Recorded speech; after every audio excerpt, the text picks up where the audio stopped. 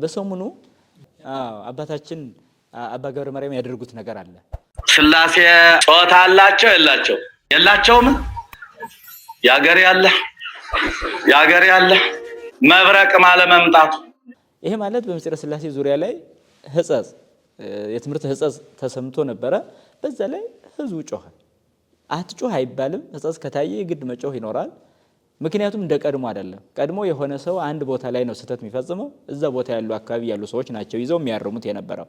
አሁን ግን አንድ ቦታ ላይ ስትናገር ሁሉም ላይ ነው የሚሰማው። ስለዚህ በዛ አንፃር አስተዋዩም ይሰማል፣ አላስተዋሉ የማያስተውሉም ይሰማል።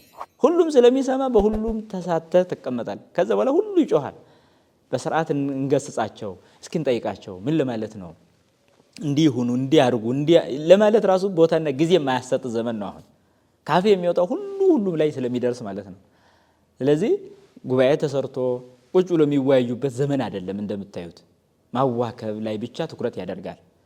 ምናልባት ስለ ሃይማኖት የምትሰጠው ምላሽ እንዲህ ሊኖር ይችላል። ምክንያቱም በዓለም ዙሪያ የተበተነ ትምህርት በዓለም ዙሪያ በተበተነ መልስ ነው ስህተትነቱ የሚገለጠው። በዛ መልክ ሊፈጸም ይችላል። ሆኖም ግን በመካከል ላይ አንዳንድ ጊዜ እሳቸው ይሄንን አደረጉ ወይም አንድ ሰው ይሄን አደረገ ተብሎ ሲታሰብ ከዛ በላይ በሆነ በደል የምንጓዝ ሰዎችም አለን። ግን እውነት ቤተክርስቲያን ለመጠበቅ አይምሮን የሰው ልጅን አይምሮ ለመጠበቅ ስህተትን ለማረም የሚደረጉ መልካም ንግግሮች እንዳሉ ሆኖ በጣም ሌላው ደግሞ ጋጠወጥ ንግግር የሚያስተላልፍ በጣም አንደበቱን ለዲያብሎስ የሚያከራይ በቃ ዝም ብሎ ዲያብሎስ አብሮ ከሱ ጋር ሆኖ ደግሞ የሚዘልፍባቸው ደግሞ ሰዎች አሉ።